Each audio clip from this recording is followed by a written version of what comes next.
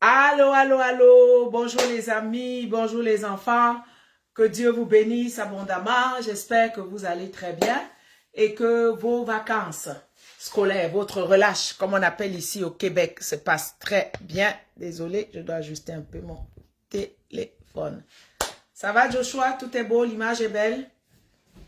Voilà les enfants, connectez-vous, connectez-vous, que Dieu vous bénisse abondamment. Nous demandons au Saint-Esprit de nous assister, de nous conduire aujourd'hui dans sa grâce et dans sa bonté, au nom de Jésus-Christ. Amen. Voilà, alors pour commencer, nous allons louer un peu, chanter, voilà. Si tu as la joie au cœur, tape les mains. Si tu as la joie au cœur, tape les mains. Si tu as la joie au cœur, si tu as la joie au cœur, si tu as la joie au cœur, tape les mains. Si tu as la joie au cœur, dis Jésus, Jésus. Si tu as la joie au cœur, dis Jésus, Jésus. Si tu as la joie au cœur, si tu as la joie au cœur, si tu as la joie au cœur, dis Jésus, Jésus. Si tu as la joie au cœur, dis merci, Merci. Si tu as la joie au cœur, dis merci, Merci. Si tu as la joie au cœur, si tu as la joie au cœur, si tu as la joie au cœur, dis merci. Merci. Si tu as la joie au cœur, dis Amen. Amen. Si tu as la joie au cœur, dis Amen. Amen. Si tu as la joie au cœur, si tu as la joie au cœur, si tu as la joie au cœur, dis Amen. Amen. Acclamons, acclamons. Merci Seigneur, nous bénissons ton nom. Alléluia. Alors les amis, nous allons un peu voir qu'est-ce que la Bible nous dit de la parole. Voilà. Nous allons chercher quelques synonymes, disons, peut-être pas définition de la parole, pour que vous puissiez mieux comprendre qu'est-ce que la parole de Dieu. Alors, on va travailler par image, on va imager un peu. Si vous avez la réponse, écrivez, je vois mon écran, écrivez la réponse et bon, je sais que il y aura des vainqueurs, on va tous gagner au nom de Jésus. Voilà. Premièrement des choses, la parole. La Bible nous dit que la parole est un... Là, je vais imaginer, ok? Et vous allez deviner c'est quoi. Je vais imaginer, c'est un instrument qui fait comme ça. La parole est un... Si tu as la réponse, écris. Est-ce que ça vous dit quelque chose? La parole est un... Donc, c'est un outil, quand on le prend, on fait comme ça. Voilà. La parole de Dieu est un marteau qui brise le roc. Alors, qu'est-ce que ça veut dire, les amis? Ça veut dire que avec la parole de Dieu, peu importe la situation que tu traverses, peu importe le roc, peu importe la solidité, mais quand tu prends la parole de Dieu, tu prends les versets de la Bible, tu les appliques sur la situation, tu les appliques sur la situation, tu les appliques sur la situation, la puissance de la parole de Dieu va agir. Parce que la parole est créatrice, parce que la parole appelle à l'existence ce qui n'existe pas. Donc quand tu prends la parole de Dieu, tu l'appliques sur une situation donnée, la parole de Dieu va arranger la situation. Parce que Hébreux 4:12 nous dit qu'elle est vivante et efficace, plus tranchante qu'une épée à double tranchant. Voilà. On va prendre une autre image, les amis, pour toujours symboliser la parole. Voilà. Donc, on a vu que la parole est un marteau. Voilà. Deuxième chose, la parole est... Je vais prendre un autre outil. Disons là, cette fois-ci, c'est un outil de combat. Tu tiens, tu fais... La parole est quoi? C'est avec une main, c'est pas les deux.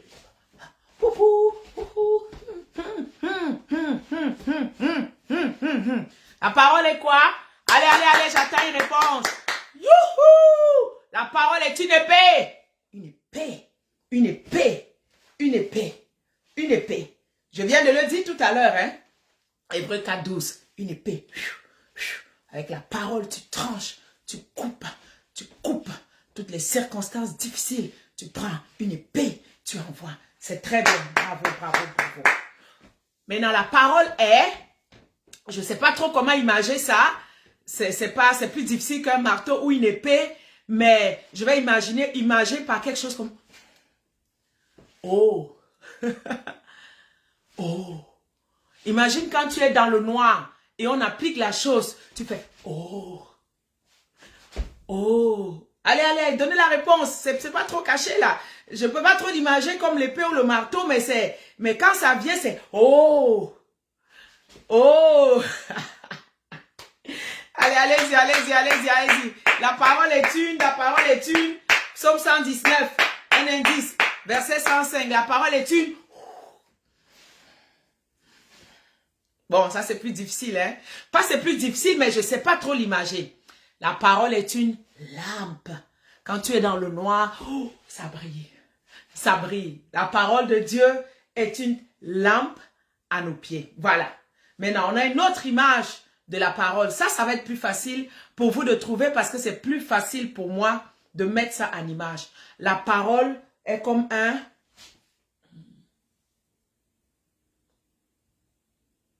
Allez, donnez-moi la réponse.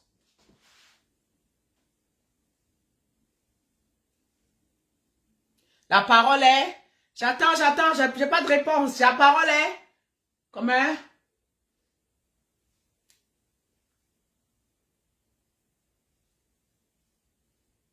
Allez-y, allez-y.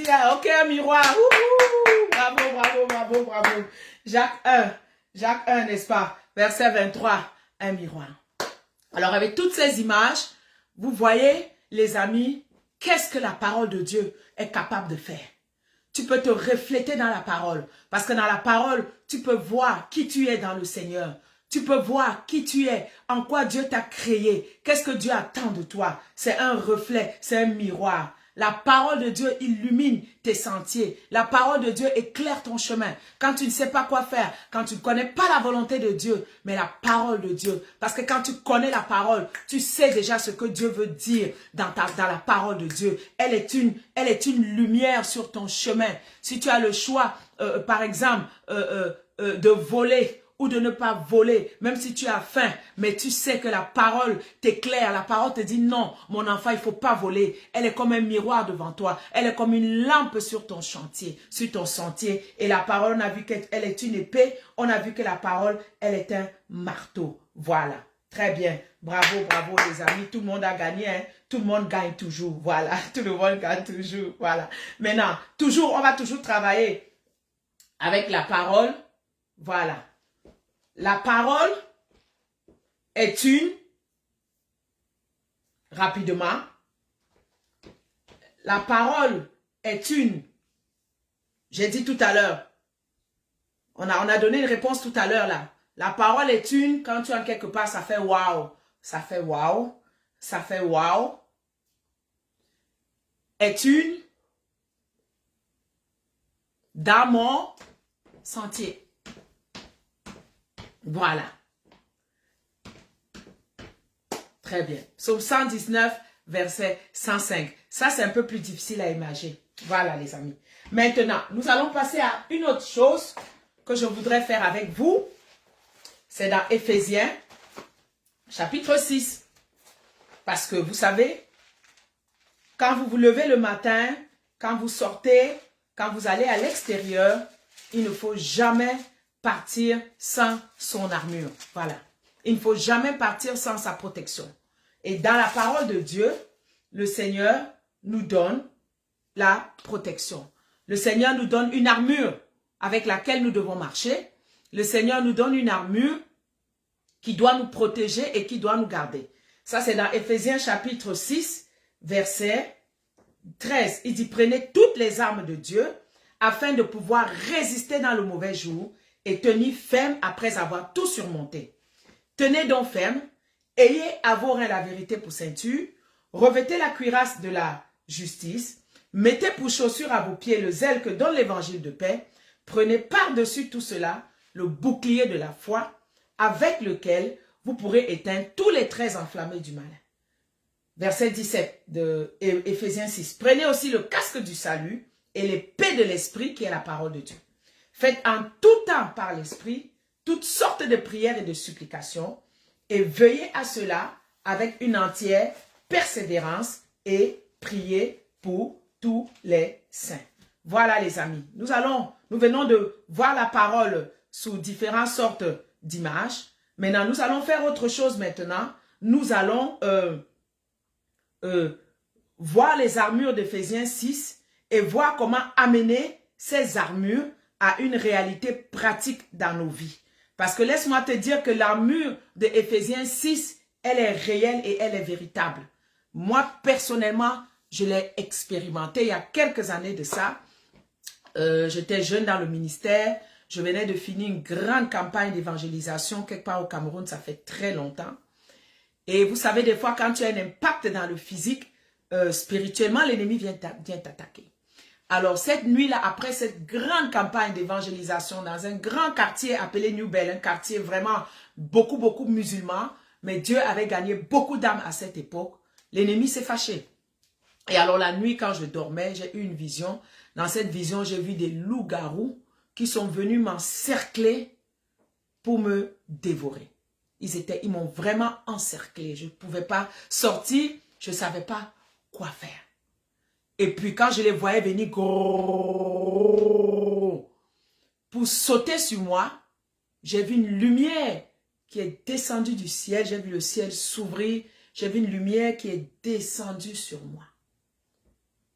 Et dans la lumière, j'ai entendu une voix qui a dit, le bouclier de la foi, le bouclier de la foi, le bouclier de la foi.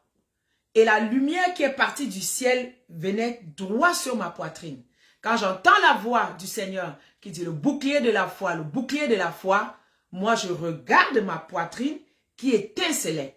Et quand je regarde ma poitrine, ce n'est plus ma poitrine que je vois ma poitrine, je vois la chair qui se roule comme un papyrus, là, comme un feuillet, là, comme un rouleau. Je vois ma poitrine qui se roule, qui se déroule, qui se roule, qui se roule, qui se roule, qui s'ouvre, qui se roule, qui s'ouvre. Et à la place de ma poitrine, je vois quelque chose qui brille.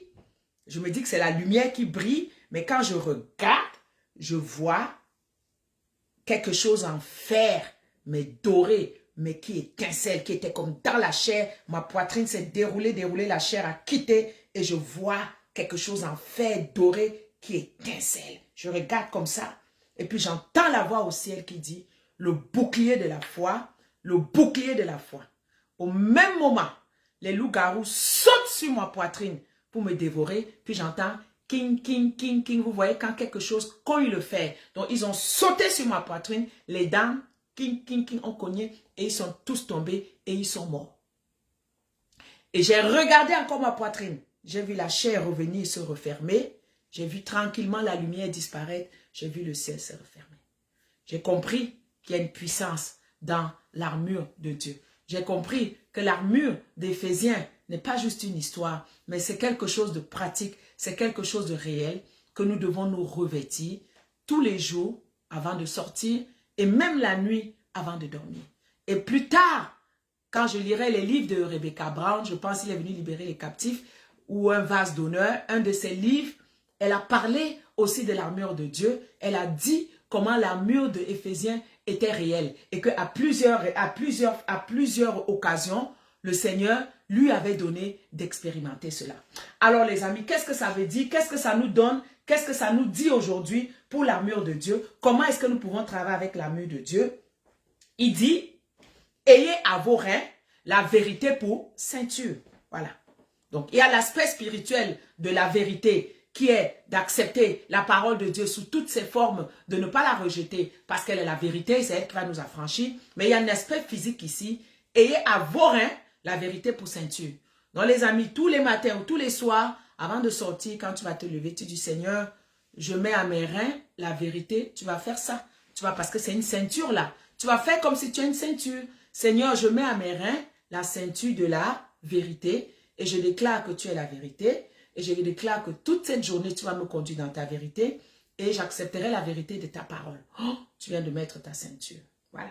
Ensuite, revêtez la cuirasse de la justice. La cuirasse de la justice, c'était un instrument qui couvrait comme ça jusqu'en bas. Tu vas faire le même geste, Seigneur. Je me revais de la cuirasse de la justice. Spirituellement, quand tu le fais, la cuirasse de la justice se pose devant toi. Spirituellement, quand tu pries, la ceinture de la vérité vient à terrain. Ensuite, mettez pour chaussure à vos pieds le zèle que donne l'évangile de paix. Tu vas donc prendre tes pieds, pied gauche, Seigneur, ce matin, je mets à mes pieds les souliers du zèle de l'évangile de paix. Seigneur, je mets à mon autre pied le soulier du zèle de l'évangile de la paix. Quand je sors aujourd'hui, je déclare que ta paix avec moi, ta paix m'accompagne, je deviens un agent de paix, j'aime la paix, je vis dans la paix. Seigneur, je mets à mes pieds les chaussures du zèle de l'évangile. Voilà. Ensuite, prenez par-dessus tout cela le bouclier de la foi. Je vous ai parlé de ce bouclier tout à l'heure que j'ai vu. C'était une pièce de l'armure romaine qui était comme ça.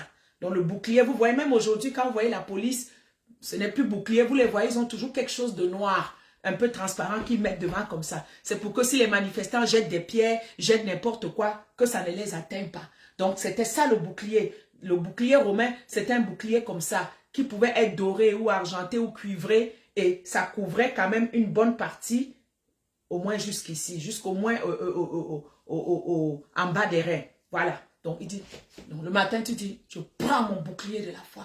Oh, tu fais ça, je prends mon bouclier de la foi. Je mets sur ma main le bouclier de la foi. Il dit qu'avec quoi? Avec lequel vous pourrez éteindre tous les traits enflammés du malin. Seigneur, je me revais ce matin. Je prends mon bouclier de la foi. Voilà. Ensuite, il dit, prenez le casque du salut. Le casque du salut, c'est l'outil qui nous aide, qui va sur la tête. Un casque va sur la tête. Et dernièrement, quand j'avais prêché un message, je ne me souviens plus lequel j'avais tellement prêché. Je ne sais pas, je pense que je parlais de la tête.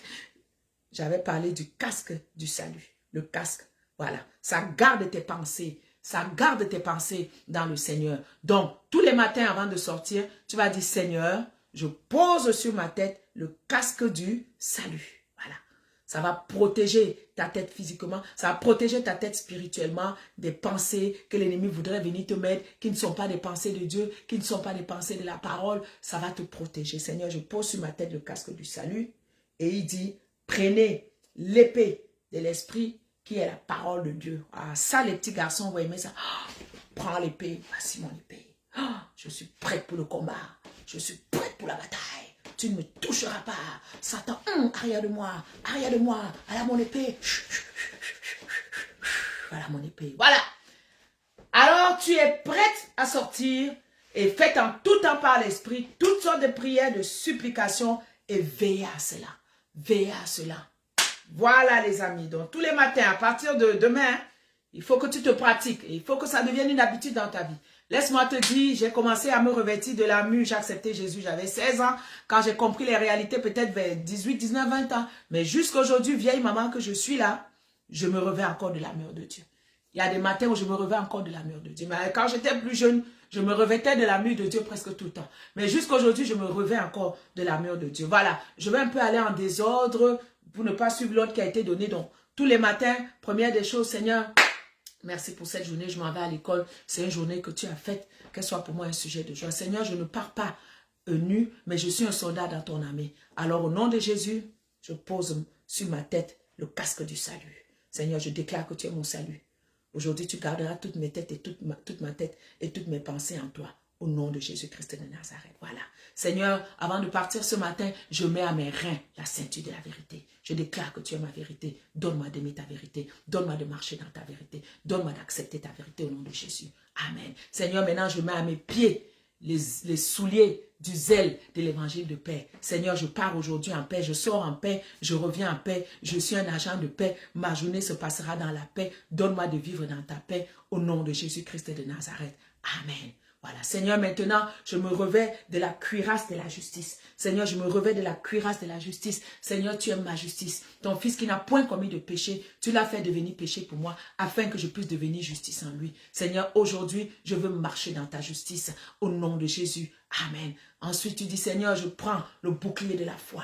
Je prends le bouclier de la foi, avec lequel je pourrais éteindre les traits enflammés de l'ennemi. Seigneur, tu es ma foi aujourd'hui. Fortifie ma foi, restaure ma foi, relève ma foi, augmente ma foi. S'il le faut, affermis ma foi Merci pour le bouclier de la foi. Ensuite, Seigneur, je prends l'épée de l'esprit. Je prends l'épée de l'esprit qui est la parole de Dieu, qui est la parole de Dieu. Seigneur, cette parole est l'épée.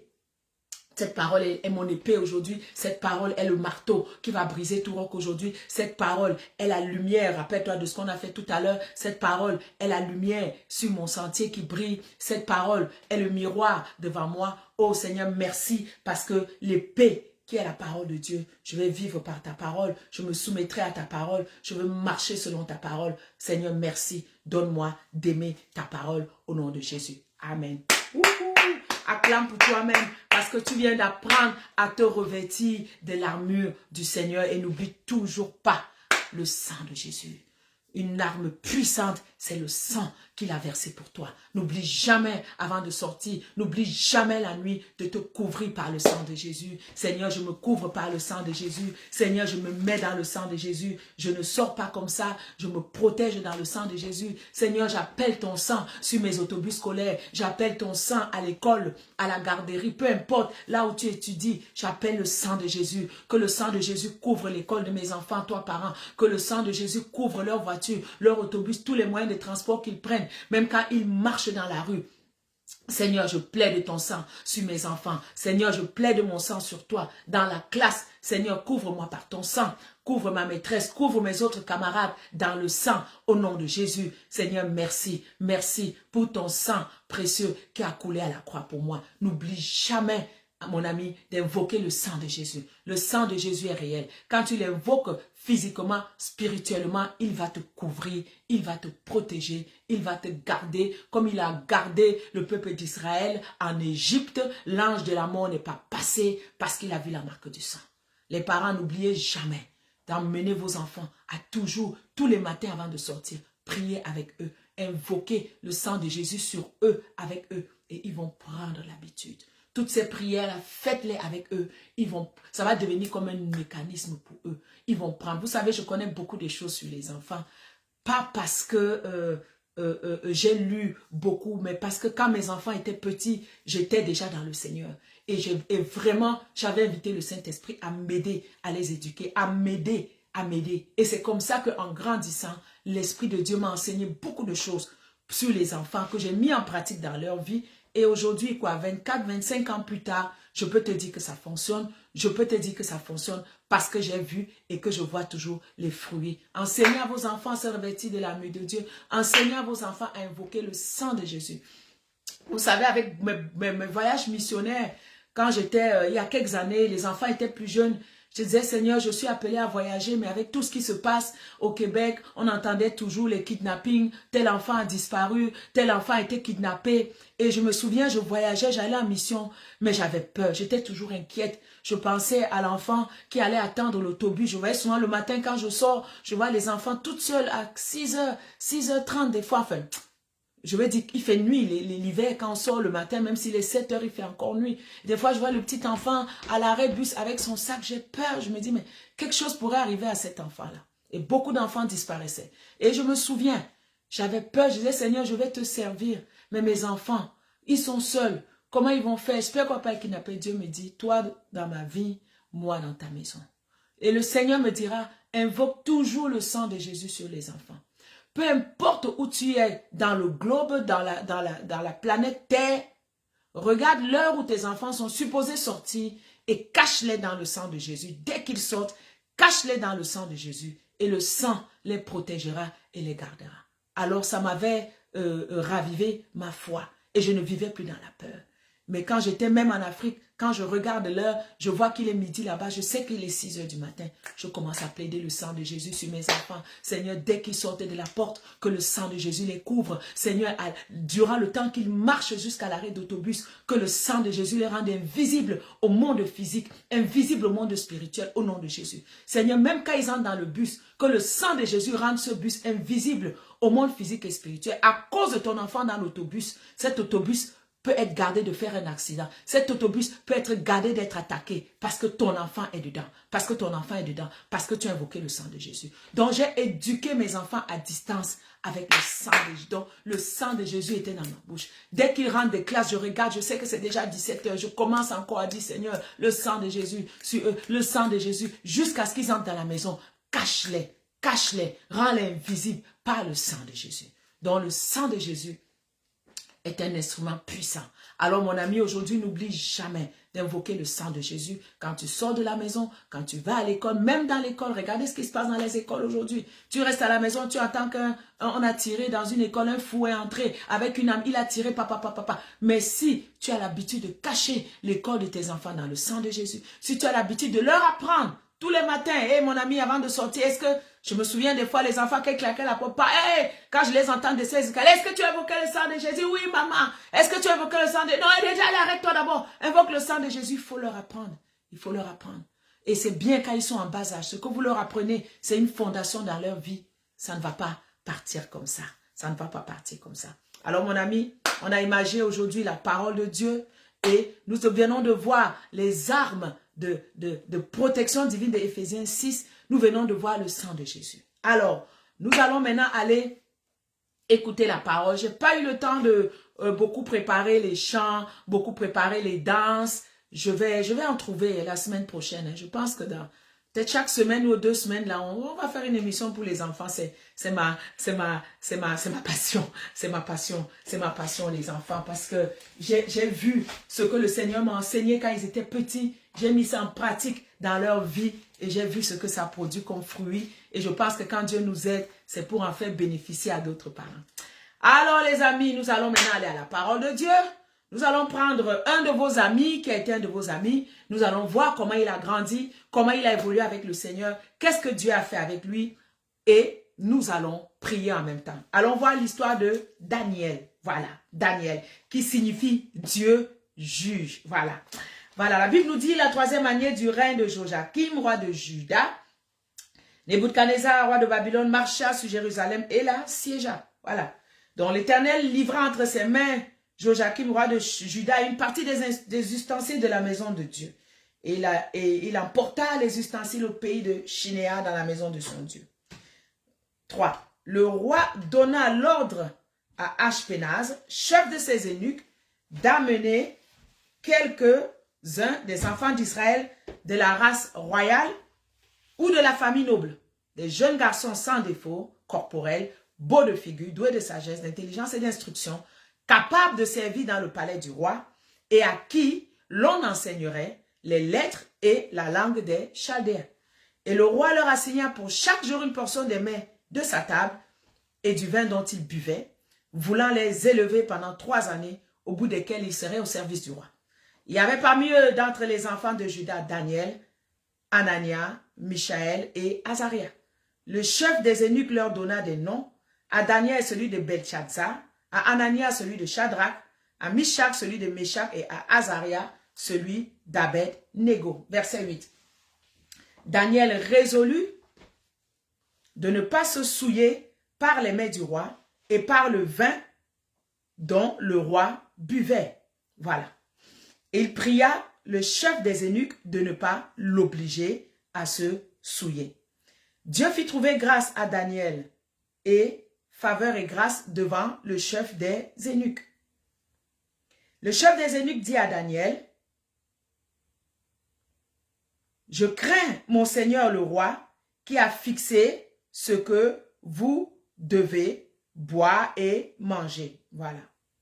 « Car pourquoi verrait-il votre visage plus abattu que ceux des jeunes de votre âge?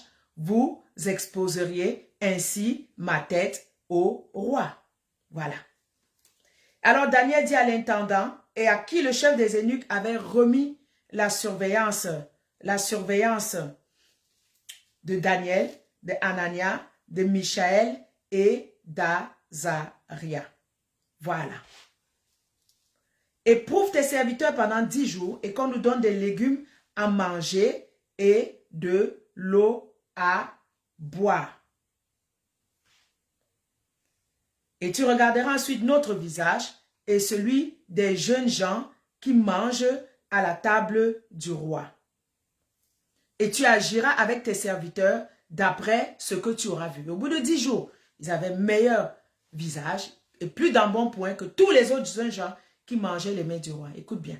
Dieu accorda à ces 4 jeunes gens la science, l'intelligence et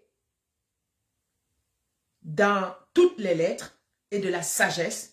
Et Daniel expliquait toutes les visions et tous les songes. Au temps fixé par le roi pour qu'on les lui amena, on amena les enfants, le roi s'entretient avec eux, et parmi eux, il n'en trouva aucun, comme Daniel, Ananiel, Michaël et Azaria, et il fut admis au service du roi. Sur tous les objets qui réclamaient la sagesse et l'intelligence, sur lesquels le roi les interrogeait, il les trouvait 10 fois supérieurs à tous les magiciens et astrologues qui étaient dans le pays. Maintenant, je vais résumer. Le roi maintenant a un songe et Daniel est appelé pour donner une signification au songe du roi. Je suis déjà au chapitre 2. Voilà, Daniel dit, ce que le roi demande est difficile, mais il n'y a personne qui puisse le dire au roi, excepté les dieux dont la demeure n'est pas dans la maison des hommes. Voilà. Non, là, ce sont, pardon, ceux que le roi a invoqués qui répondent comme ça au roi. Et maintenant, le roi fait appel à Daniel et à ses compagnons. Daniel se rend et lui demande du temps pour donner l'explication. Il rentre, il instruit ses amis de cette affaire, les engageant à implorer la miséricorde de Dieu des cieux pour qu'ils ne périssent pas. Alors le secret fut révélé à Daniel dans une vision et Daniel bénit le Dieu des cieux. Et ensuite, il alla voir le roi pour lui expliquer la vision qu'il avait eue. Voilà.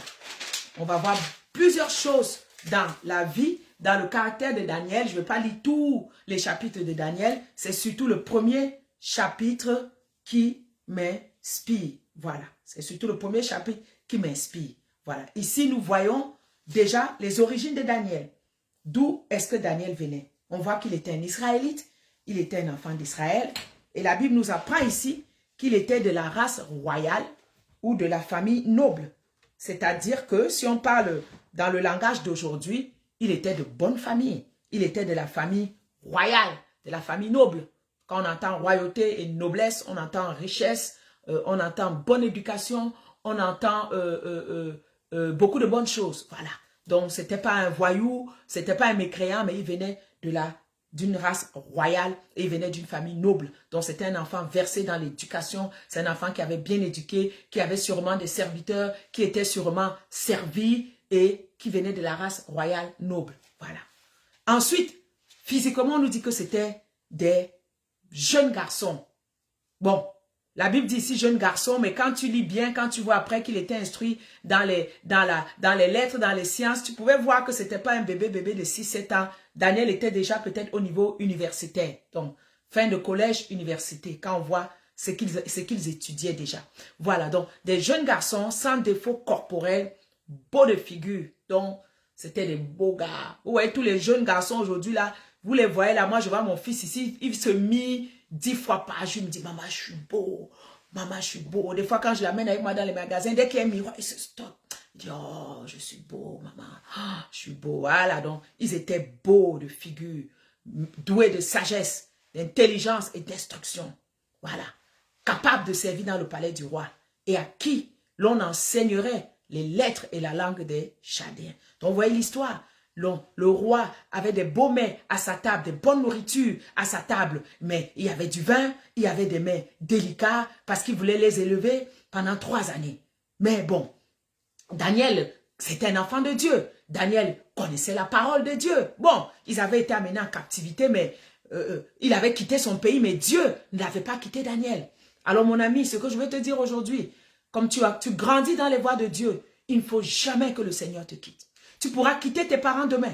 Tu pourras aller à l'école, à l'université. Tu pourras aller à l'internat.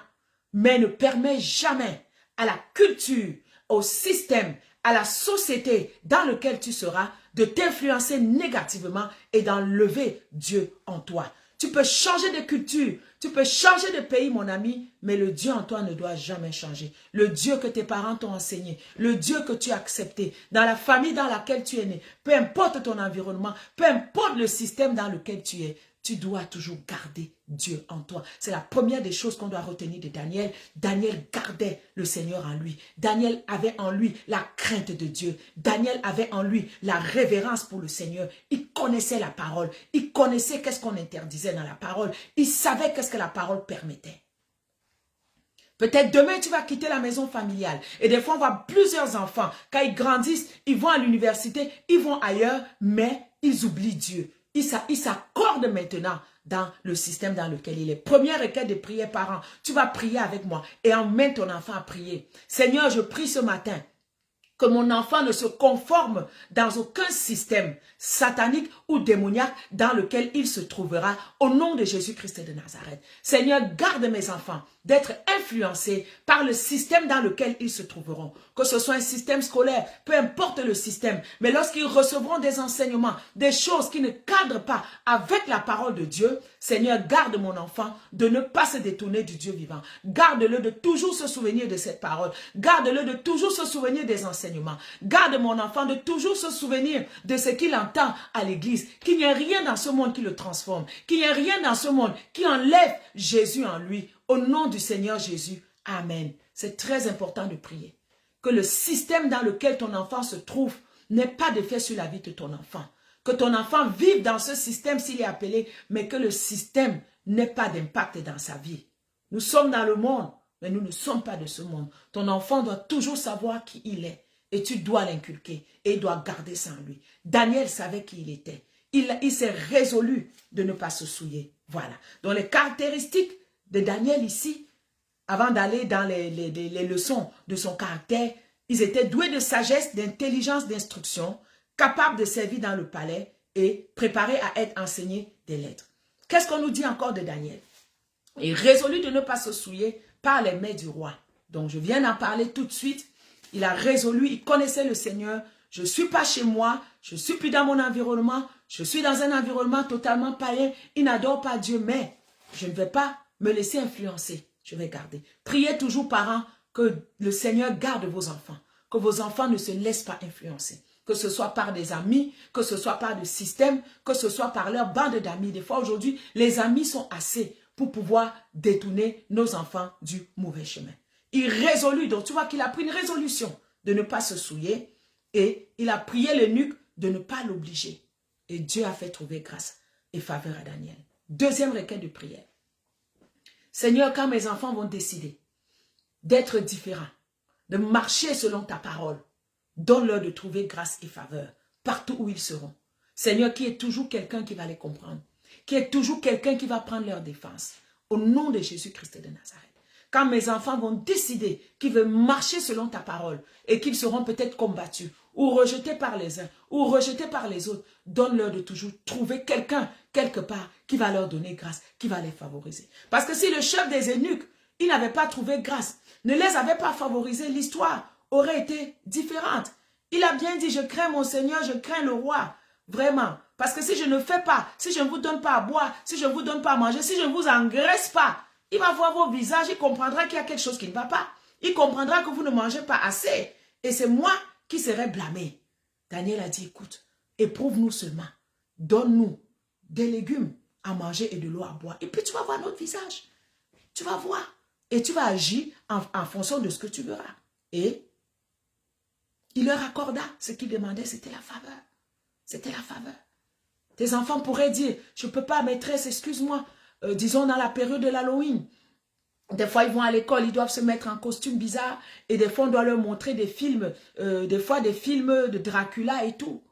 Mais l'enfant peut dire, maîtresse, s'il te plaît, je ne suis pas habitué à regarder à ce film, à ce genre de film, je ne pourrais pas. Est-ce que vous pourrez permettre que je sois exempté sur ça? Je me souviens, Halloween, mon fils allait à l'école. Bon, à un moment donné, c'était rendu obligatoire, mais je ne le déguisais pas en costume de Dracula. Je le déguisais en bonhomme Mars ou à les filles, je me rappelle, je les mettais en belle princesse et tout ça là. Mais je leur disais, les activités, quand on va faire telle activité, vous savez ce qui est de Dieu. Mes enfants, en grandissant, on avait notre mot de passe. Ça, c'est de Dieu, ça, c'est pas de Dieu. Même quand ils regardent la télé, je leur avais montré. Ça, vous pouvez regarder, ça, vous pouvez pas regarder. Mais ils disaient, c'est de Dieu, c'est pas de Dieu. Donc, quand une émission passait, maman, maman, maman, je dis, oui, viens voir. Est-ce qu'on peut regarder, c'est de Dieu ou c'est pas de Dieu? Je dis, ok, ça, vous pouvez regarder. Donc, on avait notre mot de passe. C'est de Dieu ou c'est pas de Dieu? Aie un mot de passe avec tes enfants. Aie quelque chose qui va être résumé. Donc, c'est de Dieu ou c'est pas de Dieu? Il sait tout ce qui va derrière. Alors, je me souviens, ce jour-là, mon fils m'a appelé, oh maman, on veut nous faire regarder des films d'horreur et tout ça là. Mais j'ai dit à la maîtresse que je ne peux pas regarder ça. Maman, j'ai dit ok. Il a demandé à la maîtresse, est-ce que je peux appeler ma mère? On a dit oui, il est parti. À la bibliothèque, il a pris tes films appelés. Je dis non, retourne, Dieu va te faire grâce. Il est retourné, il dit maîtresse, je ne peux pas regarder ce film. Est-ce que vous pouvez permettre que je reste à la bibliothèque? Comme les eunuques, Dieu a donné grâce. Elle a dit ok, tu peux rester à la bibliothèque. Et il est resté à la bibliothèque durant tout le temps du film. Apprends à tes enfants que lorsqu'il s'agit des choses qui ne sont pas de Dieu, qu'ils n'aient pas peur de s'exprimer, qu'ils n'aient pas peur de communiquer. Dis-leur toujours, Dieu est avec toi, Dieu ne t'abandonnera pas. Voici ces jeunes gens qui n'ont pas eu peur, qui ont parlé et l'eunuque a eu grâce et faveur. Il a risqué son poste, il a risqué sa position parce qu'il a même risqué, on pouvait lui couper la tête. Et au bout de 10 jours, lui-même a été évangélisé, hein. Lui-même, cet eunuque a été évangélisé quand il a regardé. Mais finalement, oh, mais les jeunes, les légumes et les fruits, oh, ça a été bien. Parce qu'il emportait les mets et le vin qui leur était destiné. Daniel a dit, je ne veux pas venir me souiller. Je ne veux pas venir boire le vin. Il savait que ce n'était pas bien. Et vous voyez comment Dieu agit. Demandez toujours la faveur et la grâce de Dieu sur vos enfants. Parce qu'ils vont décider de marcher dans le chemin de Dieu. Peut-être à l'école, on va les étiqueter. Peut-être à l'époque, je me rappelle ma fille à un moment donné à l'école, à l'époque on lui disait, je ne sais même pas qu'est-ce qu'on lui disait là. Il y a une expression qu'ils utilisaient pour se moquer de sa foi. Parce qu'elle parlait de Jésus, elle parlait de sa foi. Et il y a une expression que les enfants utilisaient. Et des fois, elle rentrait un peu plus. Je dis non, non, non, non, non. Ne rentre pas frustré. Dieu va te donner grâce et Dieu va te donner faveur. Ces mêmes enfants aujourd'hui qui te rejettent, demain, ils vont accepter le Seigneur. C'était ainsi. Donc nous voyons qu'ils se sont résolus. Voilà, de ne pas se souiller. Ensuite, la Bible nous dit aussi que le chef des eunuques leur ont donné des noms. À Daniel, Daniel s'appelle Daniel, qui veut dire Dieu est juge. Le chef de l'eunuque a dit, l'a appelé Bel-Tchatzar. Bel-Tchatzar. Waouh! Quand je regarde la signification de ce nom, qui veut dire qu'il protège sa vie. Éclat, splendeur. Éclat, splendeur. Voilà. Donc, c'était déjà un nom prophétique hein, de ces jeunes gens qui se trouvent dans un pays païen, dans un pays étranger. On lui donne déjà un nom prophétique qui protège sa vie. Sûrement, que Dieu protège sa vie. Et splendeur et éclat. Et Daniel allait briller. Daniel allait briller. Daniel allait briller dans ce pays. Daniel allait briller dans cette nation. Voilà. Donc, élève encore ta voix. Dis, Seigneur, je refuse les mauvais noms sur la vie de mes enfants. Au nom de Jésus-Christ de Nazareth. Seigneur, je refuse des étiquettes sur la vie de mes enfants. Au nom de Jésus. Je refuse que mes enfants soient étiquetés. Des noms négatifs. Des noms qui ne vont leur apporter que la poisse. Je refuse cela et j'annule. Partout où mes enfants, on les appelle d'un nom quelconque. Parce que toi, tu peux être là, quelqu'un appelle ton enfant quelque part d'un nom que tu ne connais pas. L'enfant passe, il y a déjà un nom qu'on lui a donné dans le quartier. L'enfant passe, il y a déjà un nom qu'on lui a donné, la famille, tu ne sais pas.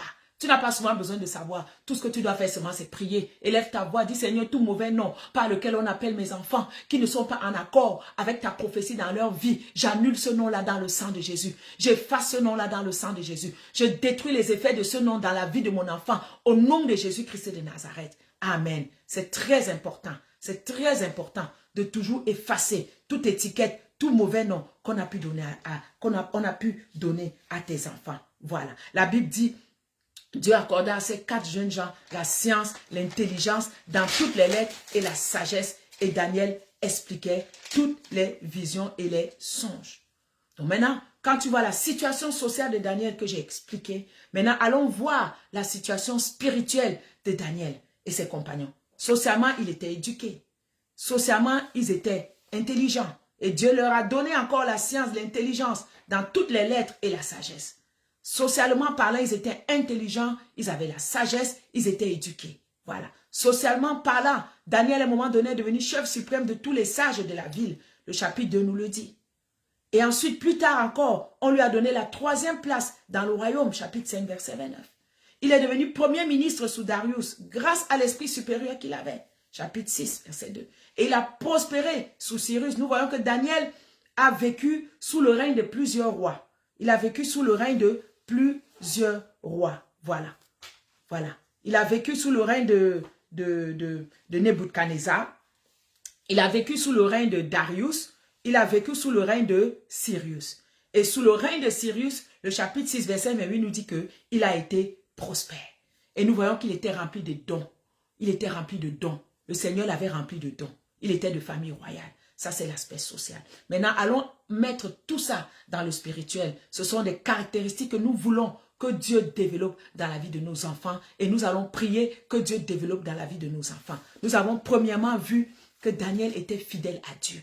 Il était fidèle au principe de la parole qu'on lui avait enseignée. C'est pourquoi il a pris la bonne décision de ne pas se souiller, de ne pas boire le vin, de ne pas boire les mets. Et le jeûne de Daniel vient de là. Il a dit qu'on nous donne des légumes à manger et de l'eau à boire. C'est devenu le jeûne de Daniel. Il y a des moments dans ta vie, tu jeûnes, tu ne prends que des légumes, tu ne prends que de l'eau à boire pendant 10 jours. Parce que la Bible nous dit qu'au bout de 10 jours, ils avaient meilleur visage. On fait souvent le jeûne de Daniel pendant 10 jours. Voilà que les légumes et de l'eau à boire est devenu une façon de jeûner. À cause de qui? À cause d'un jeune garçon qui était loin de sa structure sociale, qui avait toutes les raisons de se faire influencer, de se faire manipuler, d'agir selon le système et la culture du pays où il était. Mais il a refusé.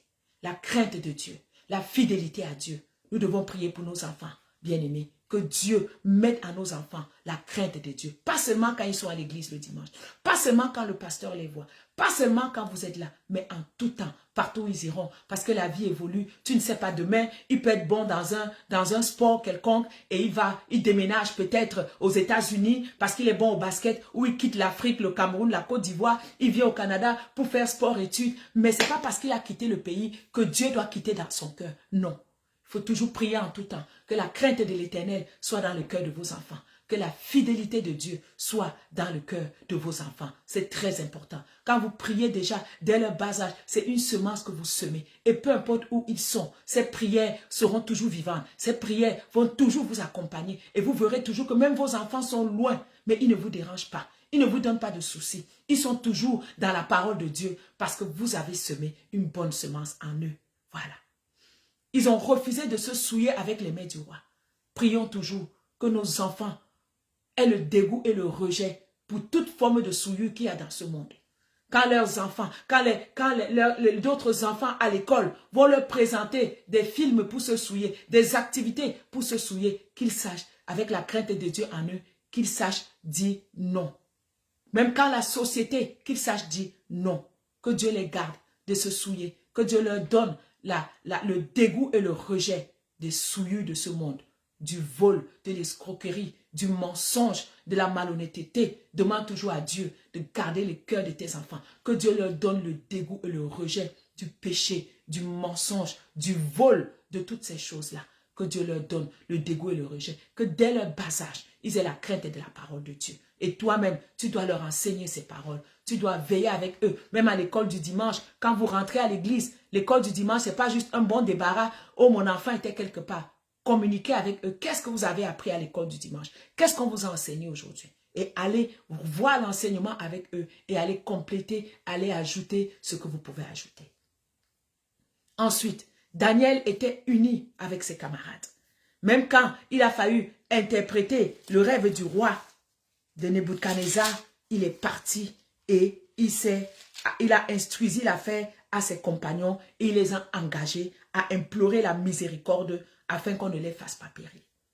Tu ne peux pas empêcher tes enfants d'avoir les amis, tu ne peux pas les isoler.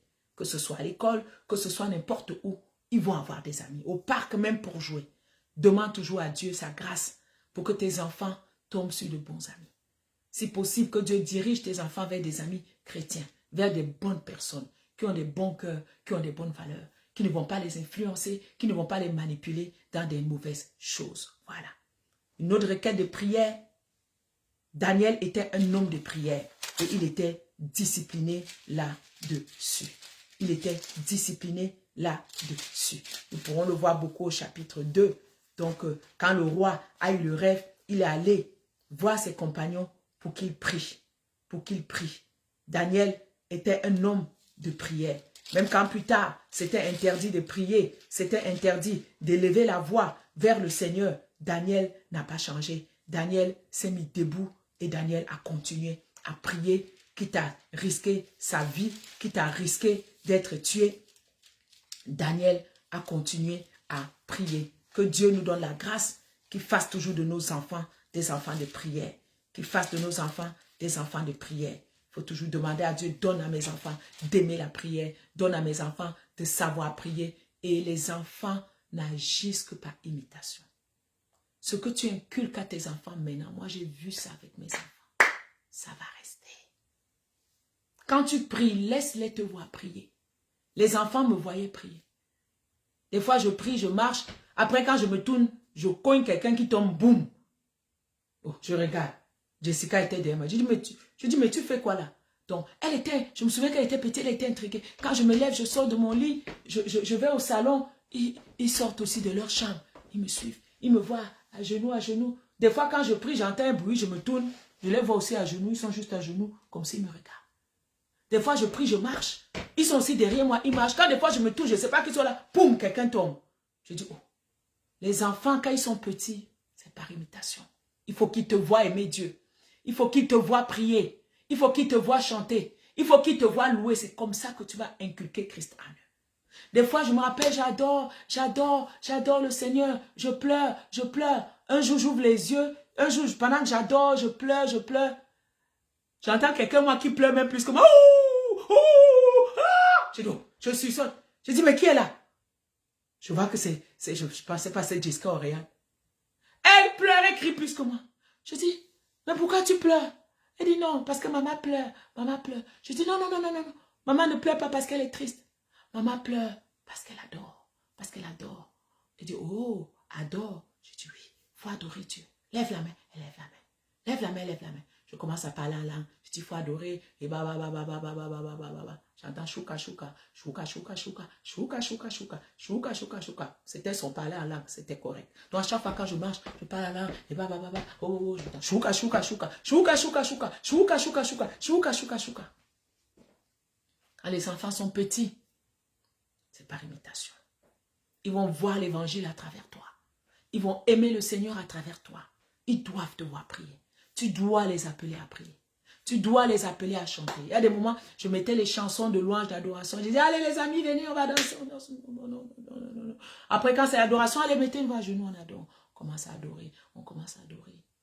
Les enfants ont grandi comme ça. À l'église le dimanche, quand on allait à l'église, je leur ai appris très tôt à donner la dîme. Ah, tonton a donné 20 $. Où? Je change 2 $. C'est pour mettre dimanche à l'église. Ok, oui. Des fois en semaine, maman, donne-moi l'enveloppe. Ils prennent l'enveloppe, ils mettent les 2 $ dedans.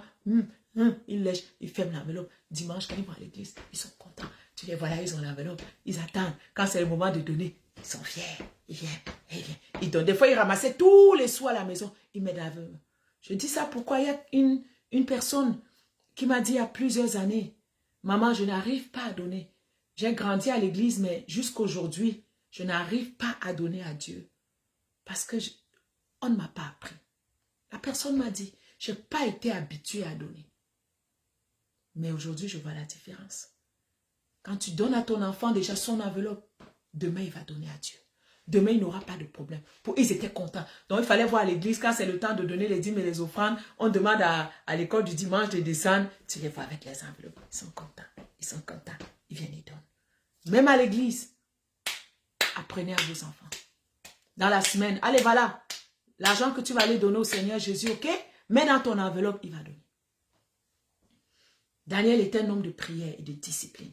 Disciplinons les enfants dans la louange, dans la prière, dans l'adoration. À prendre un temps à éteindre leurs jeux électroniques, à éteindre leur téléphone, à éteindre leurs distractions. Tu dis maintenant, c'est le temps de prier.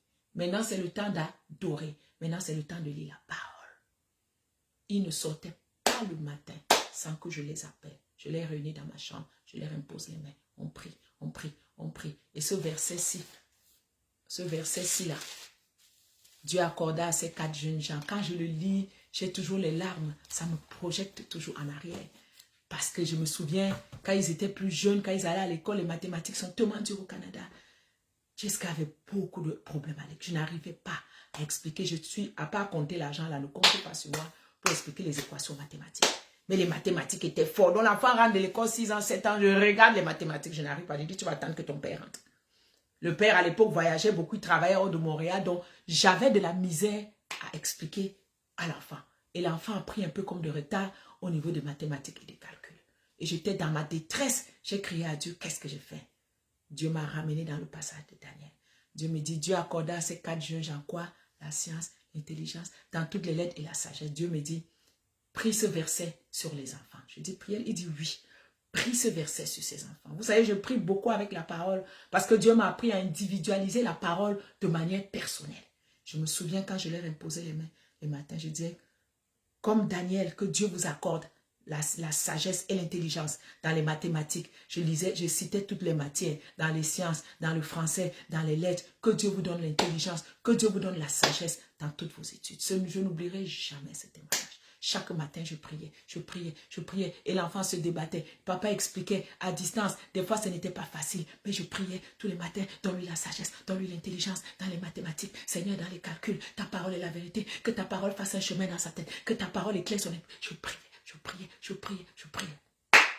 Jusqu'au jour où l'enfant rentre. Jusqu'au jour où je constate que quand l'enfant rentre, l'enfant ne me demande plus de l'aide. Puis son père m'appelle, mais c'est bizarre. Mais Jessica, ça fait 1 semaine. Je dis, moi, mais je ne comprends pas. Je dis, mais tu ne l'as pas aidé d'aimer? Il dit non. Puis je mange, je dis, mais est-ce que tu as besoin d'aide? Il dit, non, non, non, mais moi ça va, je comprends. Je dis, oh, tu comprends, oui. Son père me dit, mais comment subitement comprend? Je dis, je ne sais pas. L'enfant, non, non, maman, ça va, je comprends. Non, non, ça va, je comprends. Les notes commencent à s'améliorer. Les dernières en mathématiques, elles commencent à progresser. Je dis, mais comment tu comprends? C'est là où Dieu me dit, la parole. La parole est vivante. La parole est efficace. Quand tu la prophétises dans la vie de ton enfant, elle est efficace. Grâce à cette parole, elle est comptable, agréée aujourd'hui. Grâce à cette parole. Je ne pouvais jamais m'imaginer qu'elle pouvait aller à l'école, qu'elle pouvait prendre un cursus qui a rapport avec les chiffres, qui a rapport avec les calculs. Jamais. Personne ne va prendre la gloire. Mais c'est Daniel 1, verset 17 qui va prendre la gloire. Les amis, Daniel était persévérant. La vie n'a pas été facile, mais Daniel était persévérant. Il était persévérant.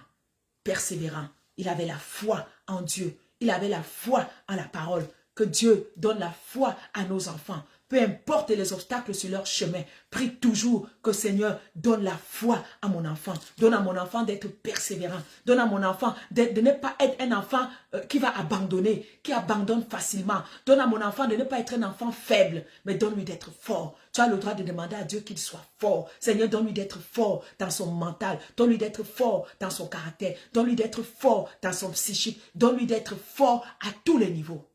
Parce que s'il n'est pas fort, il va se faire écraser. L'école là, les gros poissons mangent les petits poissons.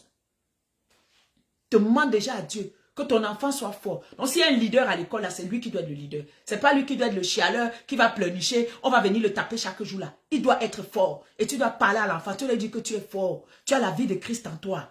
Tu es le champion de Jésus. Parle toujours avec les mots de champion. Tu es le champion de Jésus. Tu es fort. Jeunes gens, tu es fort. Tu es champion de Jésus. Tu n'es pas, quand il vient là, on t'a tapé. Tu dis non, non, non, essuie tes larmes. Tu es un champion. Est-ce qu'on tape un champion? Non, il va te dire non. Est-ce qu'on peut taper Jésus? Non. Tu es un champion. Ouais, dis-le. Je suis un champion. Ouais, je suis un champion. Ouais. La parole va circuler. Et la parole va lui donner cette assurance-là. C'était les jeunes gens, mais ils étaient forts. Ils étaient fermes dans leur foi. Ils étaient persévérants. Et si tu vois, Daniel donnait toujours gloire à Dieu. Daniel donnait toujours gloire à Dieu. Il bénissait toujours le nom de Dieu. Béni soit le nom de Dieu, d'éternité en éternité. Béni soit le nom de Dieu. Béni soit le nom de Dieu. Béni soit le nom de Dieu. Quand il est même arrivé devant le roi, il dit qu'il y a dans les cieux un Dieu qui révèle les secrets, qui a fait connaître au roi Nebuchadnezzar ce qui devait arriver. Que tes enfants aient toujours à cœur de rendre gloire à Dieu. De rendre gloire à Dieu pour tout ce qui arrive. Et tu dois les aider. Quand tu as besoin de quelque chose, il faut souvent leur dire, ah, le Seigneur va nous donner. Ah, le Seigneur va nous donner. Ah, le Seigneur Jésus va nous donner. Ah, le Seigneur Jésus va nous donner. Quand les enfants étaient petits, c'est ce que je leur disais toujours. Je me souviens, il y avait des moments difficiles. Il y avait des moments difficiles. Oh, maman, achète ceci à un magasin. Je dis, ma chérie, je n'ai pas l'argent. Mais le Seigneur Jésus va nous donner. Quand il va nous donner, on va venir acheter. Oui. Lui aussi me dit, oui, le Seigneur Jésus va donner. Je dis, prions le Seigneur Jésus de nous donner. Et quand je trouve l'argent, je dis, ah, les amis, le Seigneur Jésus a donné l'argent. Ah, Seigneur Jésus, merci. Seigneur Jésus. Je les ramenais toujours à rendre grâce à Dieu. Je les ramenais toujours au Seigneur Jésus. Le Seigneur Jésus va faire. Le Seigneur Jésus, ils vont grandir avec ça. Et ça va solidifier leur foi. Le Seigneur Jésus va donner. Et j'ai éduqué mes enfants à ne pas vivre au-delà de leurs moyens, à ne pas envier. Donc quand on n'avait pas, je dis, les amis, on n'a pas. Oh, mais je veux manger du poulet. Pourquoi toujours de porc? Je dis, oh. Parce que, présentement, maman n'a pas d'argent pour acheter le poulet. Oh, maman n'a pas d'argent. Je dis oui. Alors vous allez manger. Oh non, maman, c'est correct. Si tu n'as pas d'argent, je dis, mais quand le Seigneur Jésus va nous donner l'argent, on va acheter du poulet. Et quand on avait l'argent, le Seigneur, ah, Seigneur Jésus a donné. Seigneur Jésus a donné. Je me souviens un Noël. Je dis, bon, les amis, on ne va pas célébrer Noël, hein, parce que là, maman n'a pas d'argent pour acheter les cadeaux. Ok, maman, c'est pas grave. Puis il me dit, mais le Seigneur Jésus va nous donner. Je dis, oui, ne vous inquiétez pas. Le Seigneur Jésus va nous donner. Ils ont grandi avec ça. Ne leur montre pas que c'est toi. Dis-leur toujours, le Seigneur va pouvoir. Le Seigneur Jésus va donner. Le Seigneur Jésus va agir. Le Seigneur Jésus va faire. Et quand le Seigneur fait, témoigne-le. Dis, ah, le Seigneur Jésus, voilà $20 qu'il a donné. Ah, le Seigneur Jésus, oh, voilà la voiture qu'il a réparée. Oh, gloire à Dieu. Le Seigneur Jésus va faire. Le Seigneur Jésus va faire. Le Seigneur Jésus. Je me souviens, j'avais une vieille voiture là, que moi-même pour démarrer, il fallait que tu aies la foi, quoi. Donc, quand toi-même tu entres dans la voiture, tu pries d'abord pour être sûr que la voiture va démarrer. Et un jour, la voiture était complètement capote, j'ai amené au garage. Ils m'ont donné une grosse voiture pour quelques jours. Quand je reviens avec la voiture, ma fille dit, ah, maman, on est devenu riche, hein? On est riche maintenant, hein, maman. On est riche. On est riche. J'ai dit, non, c'est pas encore la voiture de maman, mais un jour, le Seigneur Jésus donnera cette voiture à maman. Et plus tard, quand j'ai acheté la grosse voiture, elle s'est rappelée. Oh, maman, tu m'avais dit que le Seigneur Jésus allait nous donner notre grosse voiture. Alors, c'est notre grosse voiture que le Seigneur Jésus a donnée. J'ai dit, elle dit, tu es sûr, hein? Tu vas pas la ramener là-bas au garage. J'ai dit, non, non, non, non, non, non. Ça, c'est notre grosse voiture. Que le Seigneur Jésus a donnée. Ah, merci Seigneur Jésus. Merci Seigneur Jésus. Très tôt, il faut qu'il rende grâce à Dieu, qu'il rende gloire à Dieu. C'est ce que Daniel a fait. Nous allons bientôt clôturer. Daniel était persévérant. Daniel était courageux. Demande toujours au Seigneur que tes enfants soient persévérants, que tes enfants soient courageux, que tes enfants soient courageux. Au nom de Jésus. Amen. Amen. Alors les amis, j'ai dit aux parents qu'est-ce qu'ils devaient faire. Maintenant, allez-y, priez avec moi. Seigneur Jésus, je bénis ton nom pour cette journée, pour la parole que tu nous donnes. Seigneur Jésus, tout comme Daniel, donne-moi de t'aimer de tout mon cœur, de toute ma force, de toute mon âme. Tout comme Daniel, donne-moi, Seigneur Jésus, de te craindre. Donne-moi, Seigneur Jésus, d'être fidèle à toi. Peu importe où je me trouve, peu importe les circonstances, peu importe le système, peu importe la situation. Seigneur Jésus, que mon cœur soit toujours attaché à toi. Que mon cœur te soit toujours fidèle. Que mon cœur soit toujours attaché à ta parole. Donne-moi d'aimer ta parole. Donne-moi de manger ta parole. Donne-moi de vivre par ta parole. Seigneur Jésus, donne-moi le dégoût et le rejet du péché, de la souillure sous toutes ses formes, au nom de Jésus. Seigneur Jésus, n'envoie vers moi que de bons amis, de bonnes personnes qui vont m'aider à avancer, qui vont m'aider à progresser dans ma foi, qui ne me retourneront pas dans le monde, qui ne me retourneront pas dans les choses du monde. Merci Seigneur. Seigneur Jésus, donne-moi d'aimer la prière. Déverse à moi l'onction de la prière. Donne-moi d'aimer. Que la prière ne soit pas un fardeau pour moi. Que la prière ne soit pas une occasion d'ennui. Mais Seigneur, donne-moi d'aimer la prière. Je veux être un homme de prière comme Daniel et ses compagnons. Je veux être un homme de prière. Donne-moi d'aimer la prière. Donne-moi de passer du temps dans la prière. Seigneur Jésus, développe en moi la discipline dans mon caractère. Donne-moi d'être discipliné dans ma marche avec toi. Pardon. Donne-moi d'être discipliné dans tout ce que je fais. Au nom de Jésus. Seigneur, merci de laver ma conscience par ton sang. Que ma conscience soit toujours pure. Que ma conscience soit toujours préservée de toute souillure. Au nom de Jésus. Seigneur, en toute chose, donne-moi d'être un adorateur. Donne-moi de toujours te rendre grâce. Donne-moi de toujours te rendre gloire dans tout ce que je fais. Au nom de Jésus. Seigneur Jésus, donne-moi toujours grâce et faveur à l'école, auprès de mes professeurs, auprès de mes amis, auprès de mes parents, auprès de tous ceux qui sont en autorité. Donne-moi de la grâce et la faveur auprès d'eux. Je ne vous vois pas partager le direct là, je ne vous vois pas cliquer like, pardon, encouragez-moi. Donne-moi, Seigneur, d'avoir toujours la grâce, d'avoir toujours la faveur des hommes, des autorités, partout où je pars. Merci Seigneur, enfin, Seigneur Jésus, ce matin, merci beaucoup. Donne-moi d'être persévérant comme Daniel, donne-moi d'être courageux comme Daniel, donne-moi la foi comme Daniel, la foi qui soulève les montagnes. Seigneur, donne-moi toujours d'avoir la foi, de toujours croire en toi, peu importe les circonstances, peu importe ce qui se passe. Seigneur, garde toujours ma foi, préserve toujours ma foi comme Daniel. Seigneur, et dans la vie sociale de tous les jours, donne-moi de réussir. Donne-moi d'être un champion. Donne-moi de réussir dans mes études. Donne-moi, comme Daniel, d'accéder à des positions sociales très élevées. D'être même premier ministre comme lui s'il le faut. D'être même chef comme lui s'il le faut. D'être président comme lui s'il le faut. Oh, donne-moi de prospérer dans mes études, que je réussisse. Dans la vie sociale, quand j'aurai fini mes études, donne-moi un bon travail. Donne-moi de prospérer. Seigneur, enfin, comme Daniel, remplis-moi de tes dons, remplis-moi de tes talents, remplis-moi de ton esprit, remplis-moi de ton Saint-Esprit. Dans les études, remplis-moi de la sagesse, de l'intelligence dans toutes mes matières, au nom de Jésus-Christ de Nazareth. Seigneur, remplis-moi de tout ça. Remplis-moi de l'honnêteté de Daniel. Donne-moi d'être quelqu'un qui va marcher dans la sincérité, dans l'honnêteté, dans l'intégrité. Au nom de Jésus. Amen. Au nom de Jésus. Amen. Au nom de Jésus. Amen, les amis. Que Dieu vous bénisse abondamment. Que Dieu vous bénisse abondamment. Merci de m'avoir suivi.